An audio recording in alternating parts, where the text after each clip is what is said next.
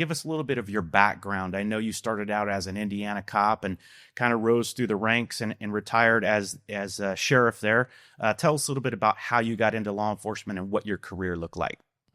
But now, again, you're talking to an old elected official here, so I'm going to try to tell you what time it is and not tell you how to build a superlative Swiss chronometer. Right? We have plenty of time. Good. And I appreciate being here and being invited. 7th grade, Lebanon Junior High School, the police came and did one of those career days. And at that point, I wanted to be a cop. And I knew that.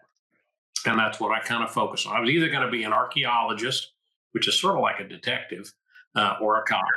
And I focused on that. And I remember my dad telling me my dad was very good with math and all that.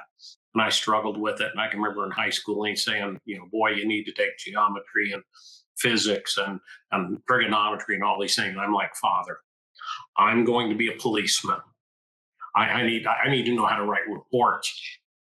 Well, ended up, I became January 79. I was 19 years old. Had a good sheriff, one of my great mentors in life, give me a chance to work in the jail. And he hired me as a jail deputy, which, as you know, is pretty young for 19. Yeah, that's real young. That's where my career started, in a WPA 1938 model jail. I was blessed with good sheriffs over the years and good leadership, and ended up where I am today. Ken, did you work for the same agency your whole career, or did you move around a little bit? 35 years. Wow. I'll take that. I was a probation officer about 10 months.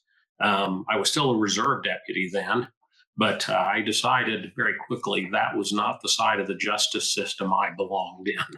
So, sure. Yeah, I worked for the same sheriff's office. Very cool. Well, you got a lot of experience there about how to deal with criminals and things of that nature. And I think it was around 1990 or so, if I'm not mistaken, was your first experience as a student at Gunsite. Is that right? Correct. I came out here, and I remember calling out here, and Jeff Cooper happened to answer the phone. And I said, look, I've been to Masad Ayub, I've been to Ray Chapman, I've been to Smith & Wesson Academy. I'm a firearms instructor, I'm a SWAT guy. I need to start at this intermediate pistol, not the basic pistol. I need to start at 350, not 250. And he said, nope, it's not the way we do things at Gunsite. You'll start at 250. And he hung up on me. And I thought, well, you old curmudgeon. Well, I probably thought more than that. But He was right. So I came out in November of 90 with my department partner and learned that I didn't know what I didn't know, and learned the modern technique of the pistol. And if you'd have told me that in 2014 I'd be CEO, I'd have said, you're high. There's no way. Yeah, that's quite a leap there. Yeah, from getting hung up on by Colonel Cooper to continuing on his legacy is quite a leap. Ken, what did you take away from that first trip to Gunsite, that first course you took? What was it like when you were leaving the course, maybe talking to your buddy or whatever? I mean, how different was it from other training that you had experienced? That's a really excellent question, Rich. We were sitting in the Hassayampa Inn bar. I was just there. I was just there 2 days ago. That's where we stayed, because back in those days, you're on per diem, and sure. If you could get a hotel that offered a free breakfast, that was a big deal.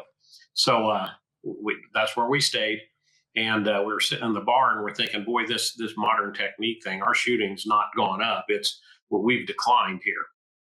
We need to go back to the way we were. And we talked back and forth a little more, and I decided, no, the department spent a lot of money. Now, tuition then was $600. Department spent a lot of money to send us clear out here. We're going to follow up with that. And classes finished up at noon on Saturday. So I did what a coach will tell you to do: listen and do. So that's what I did. I listened to what they were telling me. I did what they told me to do. And all of a sudden my shooting skyrocketed. And I'll toot my own horn here a little bit. On Saturday morning, when we did our final school drills, I shot the only perfect score in my class. Now, that's not to say I'm that good, but I was smart enough to listen and do what they told me. I've got the picture hanging back here on the wall behind me of Jeff Cooper shaking my hand, and I'm grinning like the Cheshire Cat in Alice in Wonderland in front of that clean target.